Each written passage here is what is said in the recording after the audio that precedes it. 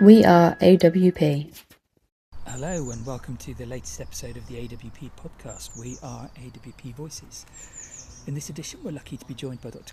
Gillmore, Consultant Clinical Psychologist at AWP, who will be discussing stress with us as part of Stress Awareness Month this April. Welcome, Chris, and thank you very much for joining us. Thank you very much. Thanks for inviting me along, Matt.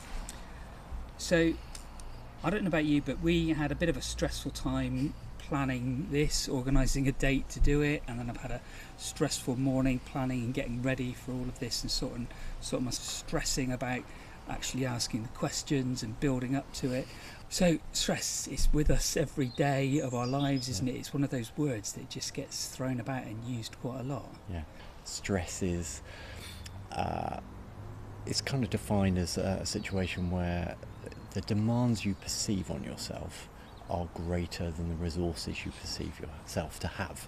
So if you're in a situation where you think, oh my goodness, the demands on me are greater than what I think I can cope with, that's generally when we feel stressed. And what that does is it activates part of our brain called the amygdala, which sets off our kind of alarm system, our fight-flight response, our threat system gets activated. So stress is a universal human experience, isn't it? It's something that we all experience at varying different ways at different points in our lives. But some people seem to be much better at dealing with it than others. Why do we think that is? There's probably a complex set of factors which are in there. So there's going to be some of this which is something to do with our biology. That there's something about our biology may mean that we are better equipped to handle stress than some other people perhaps, but it's also going to be something to do with how we've grown up, what life experiences we've had, and those things. There's a metaphor that we often use which is called the stress bucket, and if you imagine that stress bucket is how full that is how much stress is in your life. And the kind of idea is that probably people have different sized buckets, that there may be something about your biology, your genes, those things which determine how big the bucket is, but also your life experiences. So if you've grown up with people who have supported you to develop good ways of managing stress, good ways of kind of calming yourself down, dealing with the pressures that are there, you're probably quite resilient to stress and maybe able to cope with a lot of different things. But not everybody has those same shaping, forming experiences in their life that help them and prepare them. So I think the good thing about that though is that being able to cope with stress involves skills. So when we have skills that help us manage, we can learn skills, we can learn ways of coping, and I hope that's a hopeful message for people who perhaps are struggling and finding it difficult due to stress. Perhaps you can define for us or explain a bit more in detail what stress is. Yeah. So there's a couple of things. So from a definition point of view, as I sort of mentioned, it's this idea that we get stressed. This experience of stress happens when we feel overwhelmed. So the demands on us are greater than what we think we can cope with. When that happens, that sort of gap between what we feel we can cope with and what we are being asked to cope with, if that's too great, then that's where stress creeps in for us. I'm a really sort of keen advocate of something called the compassionate mind model. The compassionate mind model was Professor Paul Gilbert came up with this. It's based on evolutionary theory, and what it says is that we've evolved to have three systems in our brain. We have a threat system that keeps us safe, it helps us survive, enables us to cope with the dangers we experience. We have a drive system that helps us to achieve our goals, motivates us to get the things we want in life, and the threat system and the drive system generate emotions that help us do that. But there's a third system called the soothing system, and what the soothing system does is it calms down the threat and the drive system. When you activate the soothing system, it kind of brings balance between these three, because you can't be in threat or drive all the time. That would be exhausting. So one of the things that happen if we are feeling overwhelmed, and we get stressed, it's going to activate that threat system. It's going to generate emotions and feelings in ourselves that are really difficult to cope with and manage. They're there to help us survive, but if it's being triggered by a work situation rather than facing a tiger, which is what it was designed for, it can feel very unpleasant. It can feel difficult to deal with. So stress kind of creeps in when we've got this gap between what we think we can cope with, and it's activating systems that all of us have. It's a universal experience. It's part of our makeup. Ultimately, it's there to protect us. But if you're getting overwhelmingly stressed at the thought of a job interview or a project you've got to do, or your caring responsibilities, whatever that is, it can be really difficult and really unpleasant, because stress is physical. It manifests itself in the body. So when that alarm system goes off in the brain, it's triggering a reaction in our body, breathing increasing, changes within the body. So we really feel it when it happens. Yeah. It certainly feels like in modern life, stress is becoming a much bigger factor of our sort of general day-to-day experience. Why do we think that is? Is that something to do with the modern world? I mean, you talk about stress being an evolutionary thing, so it's been with us since the beginning of time. But we seem to be facing more and more stress. Are there things around us that are trying to make us more stressed? Yeah, I think there's probably two things which are going on there. On the one hand, we this very ancient part of the brain, the threat system, the drive system, soothing system, they've been there an awful long time. We share them with animals and things, and obviously we've evolved beyond that. So these are old systems that are part of our brain, and they were probably haven't caught up in terms of evolution to cope with the speed of life, the pace of life that we see now. I mean, I'm sure you were describing, weren't you, about the kind of thinking about this podcast and the preparation, as was I, and I can think about the different things. What have I got to do today? What have I got to do tomorrow? What have I got to do next month? We can trigger that threat system in our brain repeatedly, probably in a way it was never intended to, because it was there really it came about to protect us from predators and things like that. But in the modern world, when you've got emails and social media and children and work pressures and all these different things, we're probably triggering the system more commonly than it was ever really intended to. So there's a bit of, I think, that the world is changing and evolving, which is partly probably why we're feeling stressed. But alongside that, we're also much more aware of stress, much more aware of mental health, all of these things. So as well as experiencing probably more stress, we're also much more aware that we're experiencing stress along the same time. And I think that has the potential to be a bit of a vicious cycle, because if you start to feel stressed and you think, oh my god, I'm going to be stressed, I'm not going to cope, that probably just triggers you to feel more stressed, and you get into a bit of a vicious cycle about it.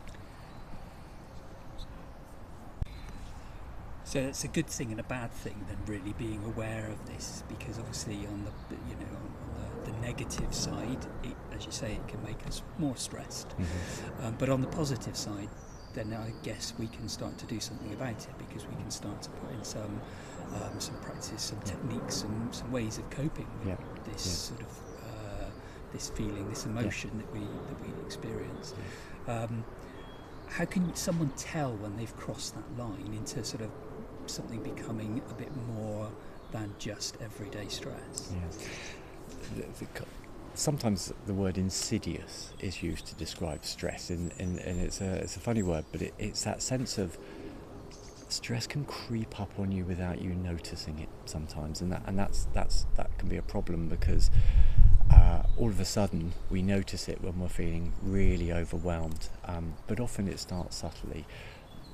So thinking about what are the early warning signs for someone, it might be feeling more irritable, it could be you're finding you're struggling concentrating, the little things there which you kind of notice and something's not right. And one of the things that can be really beneficial to help us notice that is actually mindfulness. Being mindful, becoming more aware of our thoughts, our feelings, what's going on in our body, can help us recognise those signs earlier. But for some people there may come a point where stress goes from being something which is kind of, it's there, but we're coping with it and managing it, to something which becomes more of a problem. It's something which goes from perhaps helping us to a certain degree to being something which then starts to interfere with life. So if you are finding that you're not getting your work done, or you're so stressed you can't concentrate, or you don't want to go to work, or it's really interfering with day-to-day life on a regular basis, or you're not sleeping, or those things, or you're coping in ways which are less helpful, like, I don't know, using alcohol or fast food or lots of caffeine, those sorts of things. If you're finding that stress is interfering with day-to-day functioning, that's probably telling us we're crossing a line into a place where it's less helpful. I think one thing it's really important to know is we shouldn't think of stress as just something that's bad, because stress actually can help us. That the right level of stress can improve the way we perform. Whether you're going to a job interview, if you're a footballer with an important game, some stress is going to sharpen your focus. It prepares your body physiologically for that challenge. It can help you perform at your optimum in those things. It's just whether that stress level goes up so high that it then starts to interfere. We can't think clearly, we can't perform, we're shaking, or we're so over-breathing so much that we can't function in the way that we want to. So stress isn't good or bad, it's both. It can help us, but then there comes that point where we cross a line and it's starting to interfere, starting to make life more difficult for us, not better. Yeah. It's interesting. I do a bit of acting. It's nice to sort of get on the stage occasionally, and that's definitely something you find is that those stress levels will go up during the week of a show. But obviously it does, as you say, it helps you, it sharpens your mind, it makes you concentrate on remembering your lines and your moves and all of those other bits and pieces. So there's a level of stress that is good, but just got to get to the right point. Yes, exactly. So you talked about some of those early signs of stress that people can look out for. But stress can show up differently for different people, can't it? And we've talked about earlier about sort of the different ways that people can deal with or experience stress. But what are perhaps some of the less obvious ways that it could manifest, perhaps emotionally, physically or behaviourally, that people might want to look out for? So I think,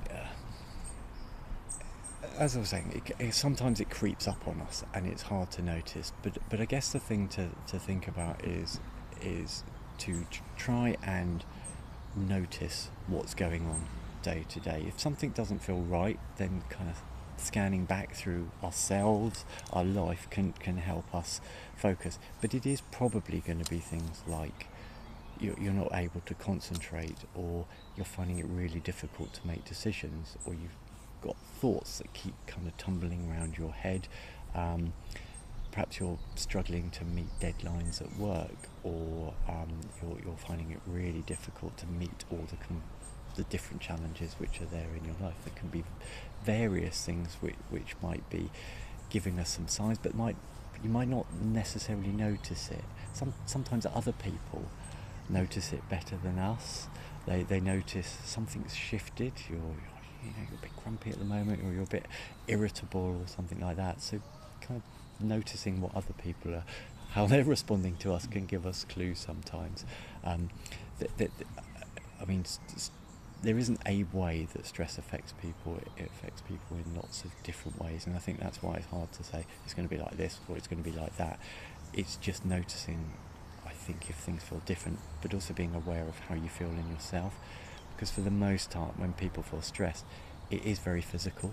It will be things like, heart rates increase, or perhaps you're feeling agitated, jittery. Sometimes it might be things like you're getting headaches more, sleep's affected, or behaviourally you're doing different things like having lots of coffee, or eating more fast food, or perhaps avoiding doing things that you normally would, withdrawing from people. not doing your kind of usual social activities. You think, I haven't got time for that. I've got to just kind of concentrate on this. So it might show up in how we act, our behaviour, but it might also show up in our body in terms of what we feel, but also those things about what we do, like difficulty decisions, or all sorts really. Hard to kind of pin anyone down. Everyone's different, aren't they? So everyone's going to experience it in a different way. You mentioned stress is quite difficult to pin down exactly what it is. How does it differ from the kind of mental health problems that we might deal with at AWP? Stress is a funny term. We kind of get this sense that we know what it is when it's happening, but it's actually very vague.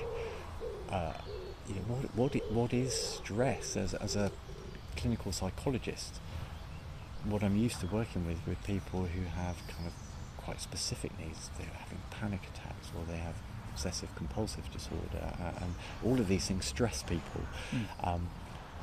But they're different in that respect, so they're kind of much more clearly defined. And I think that's one of the challenges, and what's probably confusing for people is stress is this slightly vague experience we have, where the demands on us exceed what we think we can cope with, and it has this reaction. And then we have mental health needs or mental health problems, which affect us in much more specific ways. So someone may be stressed and feeling anxious, and they're, shaking, over-breathing, heart's pounding, all of those things. And then someone who's having a panic attack will be experiencing perhaps a much more closely defined set of symptoms, if you like, or responses that they're going through at that time. And I think that's where stress and mental health differ, is that our mental health problems that we're used to working with and helping people recover from probably are slightly clearer in terms of how they're defined and how we understand them, and they lead us to certain treatments. In particular, stress is this much bigger, broader thing that can encompass lots of different factors. What are the sort of common myths about stress, and there's sort of common misconceptions that are out there that we sort of... I think one that is important to say is that stress is bad. As we were saying just now, actually a level of stress helps us perform. So one of the myths would be that stress is just a bad thing. It isn't. That isn't true. I think it's chronic, overwhelming stress is what can cause, and it can lead to real repercussions for people in terms of blood pressure, health issues and things like that. So it is something to take seriously, but a level of stress isn't bad. And I think the other thing is saying something like that if we're struggling to manage stress, that it means that we're weak, or that we're not good enough, or something like that. We're talking about something which is a universal human experience.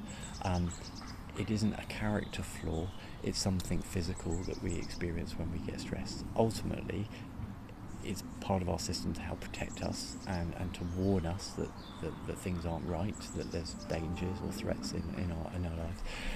But it shouldn't say something about us as who we are.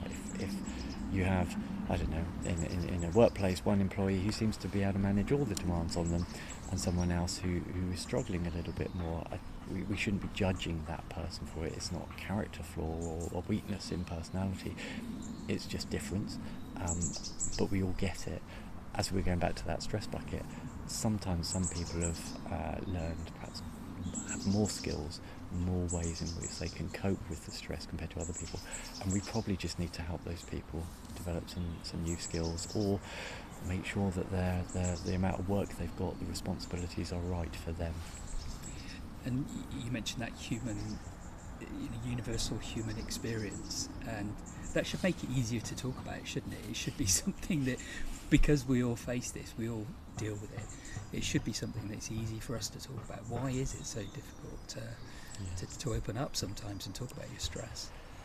I guess it's probably coming back to the fact that it's easy for us to think we're going to be judged by other people, which probably isn't true. I think often when people open up about difficulties that they're having, we find out that other people have those same difficulties as well. So myself, as a psychologist, I've worked with countless people who are struggling with their mental health or how they're feeling, and I know all the other people that are struggling with it as well. But when you're having it, it might feel quite a lonely, might be isolating, particularly if you're stressed and you withdraw from other people. So I think it's probably something of stigma, that's something about feeling like we should just be able to cope with everything. And of course that's not true. We should strive for being good enough, not perfect. So let's look forward. We've kind of tried to understand what it is and how what sort of things people can look out for. I suppose the next step then is to start to think about some of those practical tools for managing stress that we can all start to develop. So if someone listening right now is feeling overwhelmed, what's one thing that they could do today to start to make them feel a little bit more grounded? Yeah, so there are lots of different ways that help, from things that you can do yourself all the way through to sort of more formal treatments to help people cope with their stresses or their mental health and whatever. There's a whole spectrum of things there. You know, thinking about those things that an individual can do, we know there are lots of things that work and lots of things that can be helpful to manage stress. A really simple thing that anyone could take away from today is just something called soothing rhythm breathing, for example. And if you go onto YouTube or something, you can find videos that guide you through how to do soothing rhythm breathing. But the gist of it is you just step by step slow down your breathing. So breathe in for 3 seconds, pause, breathe out for 3 seconds, do that for a minute. Breathe in for 4 seconds, pause, breathe out for 4 seconds. You slow your breathing down. And what that will do is it will activate that soothing system. And when we activate that, it slows down the mind, it slows down the body, it helps us relax. If we do that breathing for probably 5 minutes, it can help reset us, it can help us get going. That's a really simple thing you can do anywhere. I use it a lot. I always find it very, very helpful. But then there's all sorts of other things from progressive muscle relaxation, for example, where we systematically relax bits of the body. We know that can help people reduce their stress and anxiety. Mindfulness, in doing mindful practice, as well as helping us to become aware, it can help us to calm down and make us feel more connected and present in the current moment. A huge one would be exercise and movement.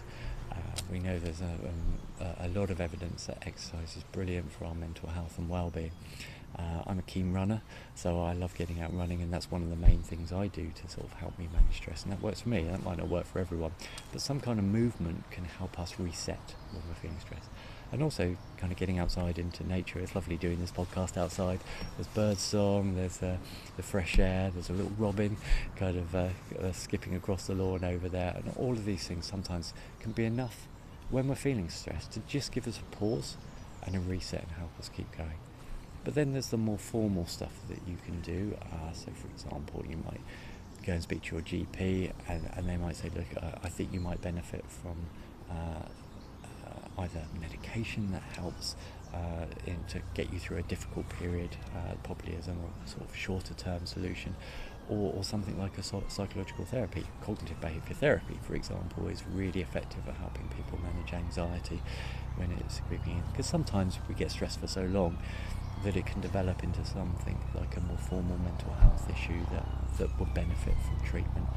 So a lot of those techniques that you've talked about, the breathing, the getting out into nature, the physical exercise, are things that people can do at home. They can do so at their desk or in the living room. How can we try to build those into a sort of daily routine to help us manage stress better? I'm a big believer in consistency being a great way to form habits. So if you are trying to do something regularly, it takes a while for a habit to establish, but when it does establish, the brain is quite conservative. It likes to do familiar things. So the more we do something, the more likely we are to keep doing it. It's pretty obvious when you think about it in that way. But being consistent and doing things in small chunks is generally better than doing a lot of it. So if somebody went away from here and spent 2 hours breathing, doing the soothing rhythm breathing, but then didn't do it again, they're probably not going to get a lot of benefit from it. But if you went and you did 5 minutes today and 5 minutes tomorrow and 5 minutes the next day, you're much more likely to get into a habit of good practice. And habits of all sorts of things. So sleep is massive in terms of helping us to recover, to restore ourselves, to be able to function.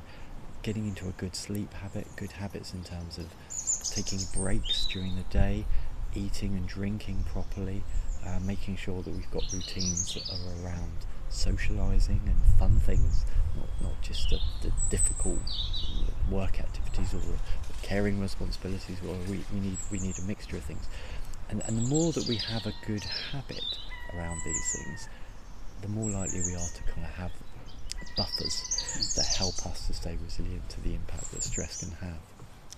It's interesting you mentioned about that social connection, acting as a bit of a buffer against stress.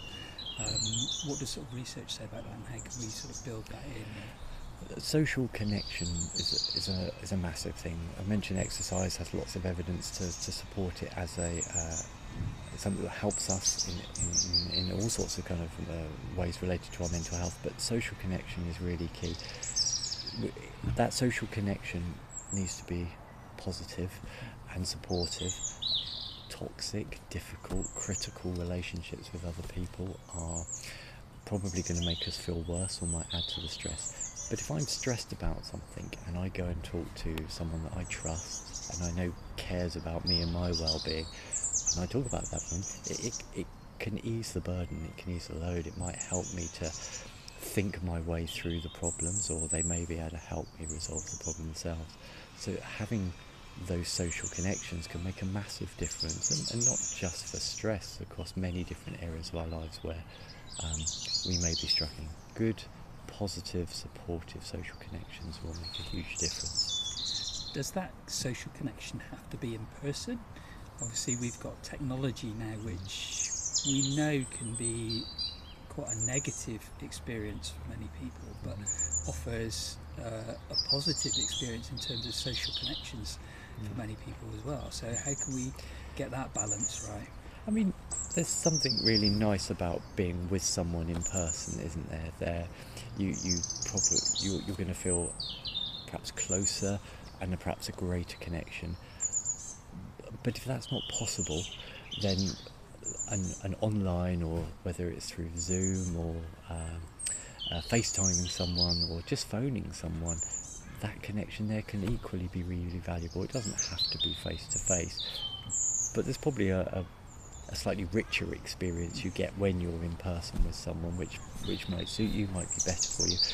I guess if you're with someone, it might give you the opportunity to do something together as well, which might ease your stress, like the two of you going for a walk whilst talking in nature may have lots of stress reducing benefits to it in a way that perhaps being on a Zoom call couldn't quite maximise in the same way. But I wouldn't underestimate that online connection as being really valuable as well. I mean, we all recognise those sort of text messages we get from somebody we've not heard from a long time, and you know the release that can bring, just talking to someone via text that you haven't heard from for ages is a positive thing, isn't it? It's a positive experience. What about kind of self-compassion? What kind of role does that play in helping us manage our stress as well? Something I'm always kind of keen to encourage people to do is to be kind to themselves. Sometimes we get into habits of thinking if we're quite hard on ourselves, it will help us achieve our goals. It will help us do. I've got to be tough on myself. I've got to drive myself. If I do these things, I'll achieve what I need to do. And that must be particularly difficult if you're trying to meet goals or deadlines. Absolutely. So one of the things to be aware of is if we are self-critical, if we are giving ourselves a hard time, we are being unkind to ourselves in the way we kind of speak to ourselves. If I'm thinking I'm rubbish, I'm useless, I'm not working hard enough, I'm not doing all these things, what it's going to do is activate that threat system in our brain, and it's going to generate the emotions and the feelings that come along with that. So I think self-compassion is the antidote to that. If we are compassionate to ourselves, it's much more likely to activate the soothing system in our brain and calm everything else down than if we're self-critical. One way to think about it is to kind of think to yourself, how do you talk to yourself in your mind, when you're thinking about that? Do you talk to yourself in the way that you would speak to a good friend, someone that you love, someone that you care about? Are you talking to yourself with the same kindness you would show to others? Or are you talking to yourself in a way which is perhaps harsh, judgmental, self-critical? In which case, that's probably actually just going to add to our stress rather than make it better. So, self-compassion, taking that time to look after ourselves, to care for ourselves, and be kind to ourselves is really important. If we're trying to look after other people, if you are someone who has caring responsibilities, and your cup of compassion is empty because you've exhausted yourself, you're not going to have much to give to others. So actually, often what we and certainly within the NHS, we have to remind our staff, you have to look after yourself in order to be able to then go and look after other people. So self-compassion is really important. One of those areas that we can feel often sort of overly critical for doing is resting or slowing down, isn't it? We will be critical for sort of having that break, or sitting down and reading a book for an hour or so, or whatever. And how can we sort of reframe those periods of rest into something that is more kind of beneficial for us? Yeah, I think we have to see rest, sleep, as essential parts of recovery, not a treat or a reward. I think if we look at kind of resting as a reward, we're probably on slightly tricky ground, I think, because if you've got elite athletes or football players and things like that, they'll work really hard, they'll do all their training, they'll stress their body in those situations, and then they'll have an afternoon nap, and they'll do those things to kind of help themselves recover. So we probably have to shift away from this idea that working harder, longer, and doing more of it is a good thing, because you'll get more done, you'll be more productive. It's probably the opposite. Rest is what resets us, enables us to come back ready to kind of show up and be productive the next day, or the next hour, whenever that is. It's definitely, rest is not a reward or a treat. It's essential if we're going to function properly. So work-related stress is a big issue, and you've talked about working in the NHS and how stressful that can be. How can staff, how can colleagues, how can everybody sort of communicate their own stress boundaries to other colleagues, but also to family members as well? Yeah, I think there's a few things here. I think one of the things is, I hope our sort of leaders and our managers and things will model to their staff that it's okay to ask for help. It's okay to say that things are difficult sometimes, because I think if our leaders and our managers do that, it gives permission for people to say, I'm finding it difficult, actually, I need a bit of help or support. So there's something here about sort of normalising that this is a universal experience to feel stressed at times. If we work with each other, we collaborate and we help each other, everyone can probably cope and manage stress at work. Sometimes though, we have to be clear with other people, and that way perhaps people might get into difficulty that they're stressed and they soldier on and they don't tell their manager or their colleagues, I'm actually finding this really difficult. So being able to have boundaries, be clear in your communication with people and say, I can't take on that another task, I'm overloaded, and if I do, I think it's going to make me ill.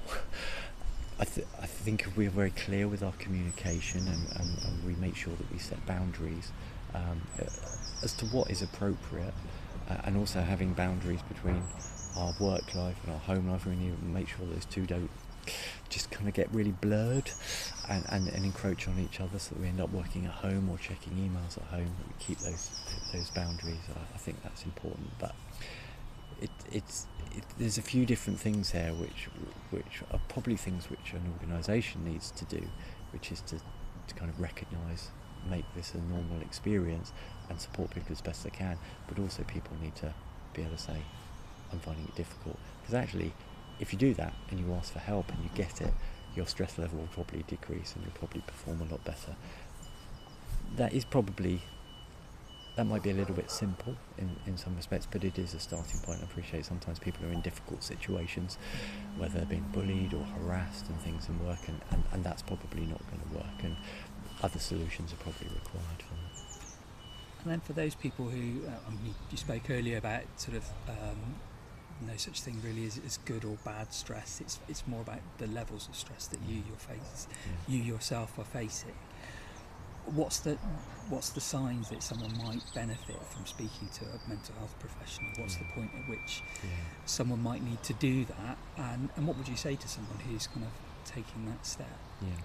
So I think you have to get two things maybe. One of the things that we might get that signal from someone else around us. If we listen to the people around us, they might say, I think you're struggling, or I think you're stressed, and that might be a cue that helps us to recognise it.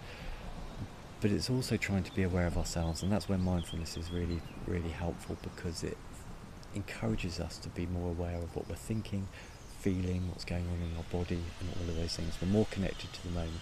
The more we're aware of what's going on for ourselves, the more chance we've got of intervening early. If it's got to the point where things are difficult, probably the sorts of things that are going to happen is that people are struggling to cope. They're finding that the stress is interfering with their ability to function, whether they can't make decisions, they're missing deadlines at work, they're not meeting family responsibilities or things like that, or they're experiencing that stress so strongly in themselves in terms of the physiological side of it.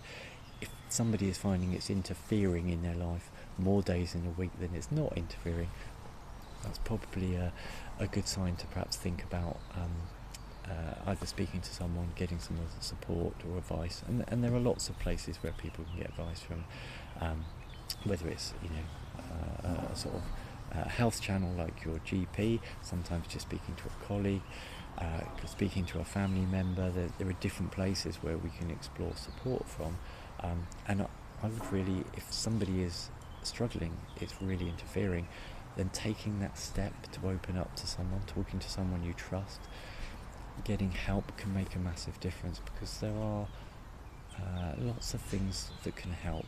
If someone is really struggling, they've got so stressed that their anxiety is overwhelming with them, we've got psychological therapies that can make a massive difference to people.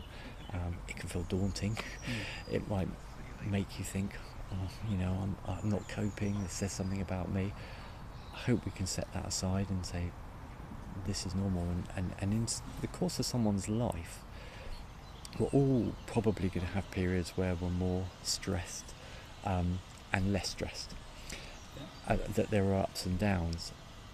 So just because we get help at some point in our life doesn't mean to say that says something about us in our entirety. It could be that someone's going through a divorce, they've got to sell their house, there's threat of redundancies at work, all of those things. None of them are, may be your fault that they're happening, but they're probably very stressful.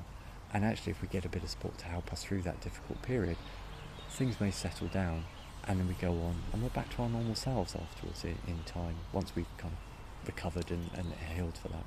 So I would say to anyone, if you are feeling stressed, if you're feeling overwhelmed, talk to someone you trust, talk to your GP. There are lots of information online about how you can get support for kind of mental health issues and things like that. And certainly, AWP as a trust, our website has loads of really good information on there which can direct people to the kind of support that they need. And we'll find some links on our website and put those on the YouTube channel with this podcast, and also on our socials as well. That's great. Thank you, Chris. Thanks for joining us today to share your knowledge and expertise on stress. And I hope you have a nice, calm, relaxing afternoon, not too stressful. And thank you for tuning into this edition of We Are AWP Voices. I hope you found it really useful, and we hope there are some ideas and techniques in there that you can take away and help you manage your own stress levels. We'll make sure we add some links to other resources and videos on the YouTube page and also on our website as well. Please join us again next month for our next edition, or check out our YouTube channel for other episodes and videos about mental health, learning disabilities and autism.